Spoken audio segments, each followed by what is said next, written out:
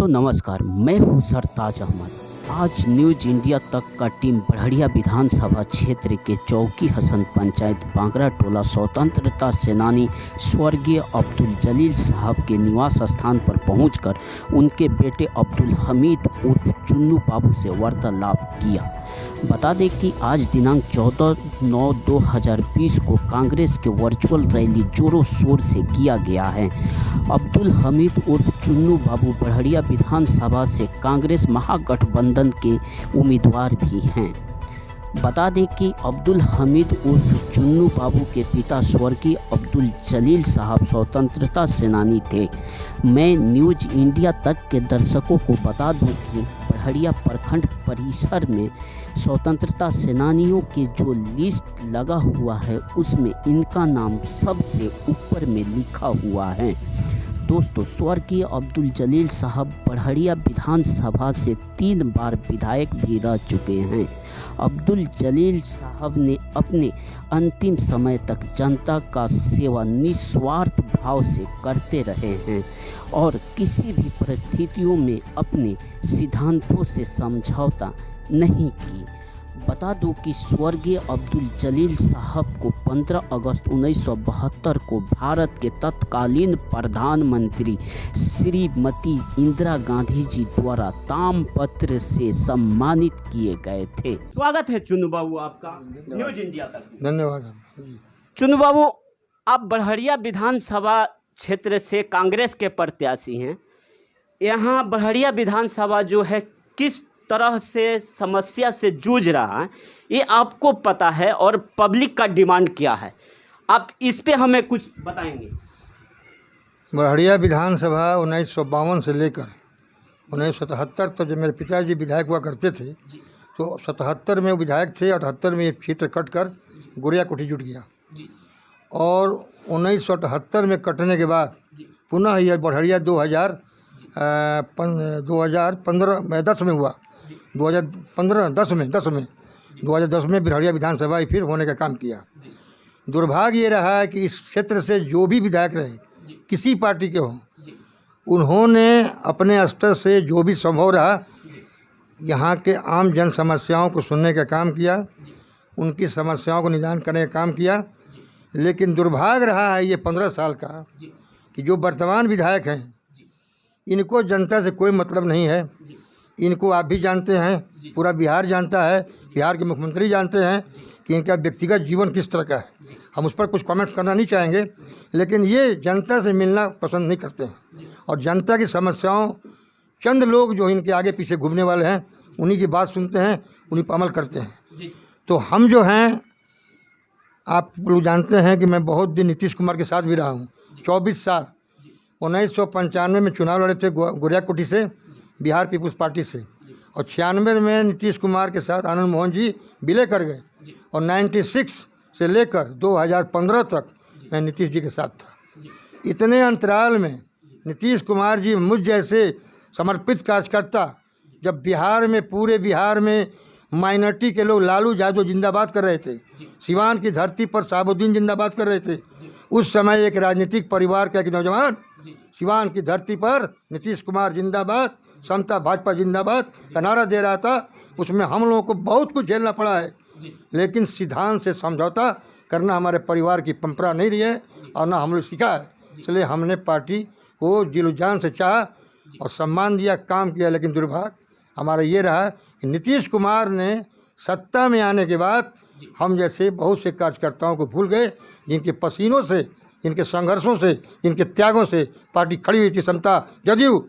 आज उनके साथ जो लोग हैं, इसलिए मैं निराश होकर 2015 में जनता दल यूनाइटेड से जिला उपाध्यक्ष पद पर था, मैं इस्तीफा दिया और कांग्रेस पार्टी ज्वाइन किया। कांग्रेस पार्टी में आने के बाद कांग्रेस के प्रांतीय नेताओं ने, जिला के नेताओं ने मुझे सम्मान देने का काम किया और मैं चूँकि राजनीति में किसी नाम का मोहताज नहीं, मेरे पिताजी का नाम काफ़ी है। जलील साहब को बिहार के लोग जानते हैं, सभी दल के लोग जानते हैं। चुन्नू बाबू, मेरा सवाल आपसे ये है कि इससे पहले मैंने न्यूज़ जो है कवर किया था, यहाँ एक समस्या था, बड़ी समस्या था वो, जो कि 8 पंचायत के किसानों का 50,000 एकड़ जो जल जमाव की वजह से इनकी जो खेती, इनकी जो फसलें बर्बाद हो गई, उसमें आपका क्या सहयोग रहा? किस तरह से आपने ऊपर वाले लोगों तक इनकी आवाज़ को पहुंचाया या नहीं पहुंचाया, ये जनता जरूर जानना चाहिए। हम लोगों ने सामूहिक सभी दल के लोगों ने मिलकर उस समस्याओं को, जिला समाहर्ता, प्रभारी मंत्री, यानी कि जिन लोगों से सत्ता पक्ष के सारे लोगों से कहने का काम किया, सुनने का काम किया। बुरी तरह से आप लोग देख रहे हैं, मीडिया के लोग हैं, पूरे बिहार में ये जो वर्चुअल रैली हो रही है महासम्मेलन क्रांति, ये 7 सितंबर से कांग्रेस पार्टी ने शुरुआत किया है और 7 सितंबर से जनता दल यू का शुरुआत हुआ है। मीडिया का रिपोर्ट है, इलेक्ट्रॉनिक मीडिया, प्रिंट मीडिया, कि एक जिला में हुआ था, कौन से जिला से भूल रहा हूँ मैं, मुंगेर कहाँ, तो 15,000 लोगों ने सुना नीतीश कुमार के वर्चुअल रैली को और 10.5 लाख लोगों ने सुना कांग्रेस की रैली को। इस बात का संकेत है कि लोग इस सरकार से उब चुके हैं। इस सरकार का जल्द से जल्द क्रियाकलाप करके इनको गंगा के उस पार भेजना चाहते हैं और नई सरकार बनने जा रही है महागठबंधन की, इसमें कोई संकोच नहीं है। और शम बहादुर जी, उनको तो इस बार हमको लगता है कि उनकी जमानत बचेगी नहीं बचेगी, ये भी हमको भ्रम लग रहा है। दोस्तों मैं बता दूं कि चुन्नू बाबू का साफ तौर पे ये दावा है कि श्याम बहादुर सिंह का जमानत बचेगा या नहीं बचेगा। लेकिन चुन्नू बाबू, हमारा एक सवाल आपसे ये है कि बड़हरिया विधानसभा जो है ये कृषि प्रधान क्षेत्र है और जो भी एमएलए यहाँ पे जो चुने जाते हैं वो इस पे ध्यान नहीं जाता है इनका। आज तक कोई भी एमएलए एक किसी भी किसान के लिए ट्यूबवेल प्रोवाइड नहीं कराया। यहाँ का बेसिक समस्या जो है चीनी मिल है। यहाँ का बेसिक समस्या जो है जो बड़हरिया विधानसभा की आम जनता की जो बच्चियाँ हैं उनको बेसिक से लेकर हायर एजुकेशन की बात करनी है, लेकिन ये सब समस्याओं पे कोई बात नहीं करता। वो सिर्फ जल, नल और सड़क, गली इसी पे रह जाता है। ऐसा क्यों? आप कुछ नया तरीके से कुछ नया करेंगे इस पर? निश्चित रूप से हम लोग ज़मीनी लोग हैं, खानदानी लोग हैं और जनता की सेवा करने का ललक है। हमको विधायक, मेरे कोई नया शब्द नहीं होगा, लेकिन विधायक का उद्देश्य क्या होता है, उसकी जिम्मेवारी क्या होती है, उसका कर्तव्य क्या होता है, ये लोग वर्तमान समझ नहीं पा रहे हैं। ये प्रोफेशन हो गया राजनीति, हम लोग सेवा वाले लोग हैं। जिस दिन ऊपर वाला कर्म हो गया, आप लोग दुआ रही, अगर मैं प्रत्याशी बना, चुनाव जीता, तो मीडिया के साथियों से कहने की आवश्यकता नहीं होगी कि हम लोग क्या कर सकते हैं। और जनता का जो सीधा संपर्क होता है प्रतिनिधि से, वो हम लोग के दिल दिमाग में है। तो समय आएगा तो हम लोग कार्य करके देखें। आपके मीडिया के सामने हम बोलेंगे नहीं, इतना ही कहेंगे, समय का इंतजार कीजिए, तो समय आएगा तो बरसों पुरानी परंपरा को तोड़ने का काम किया जाएगा।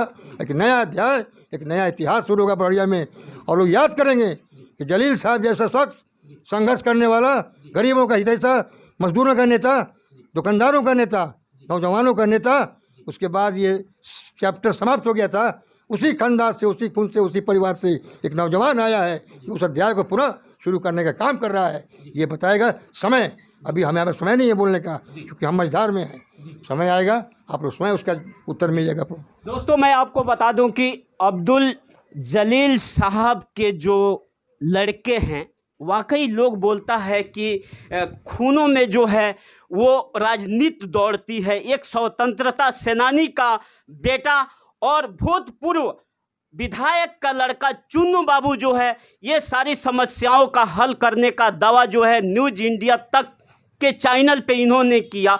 मैं सरताज अहमद, कैमरामैन अरफाना सरताज के साथ, न्यूज़ इंडिया तक के लिए।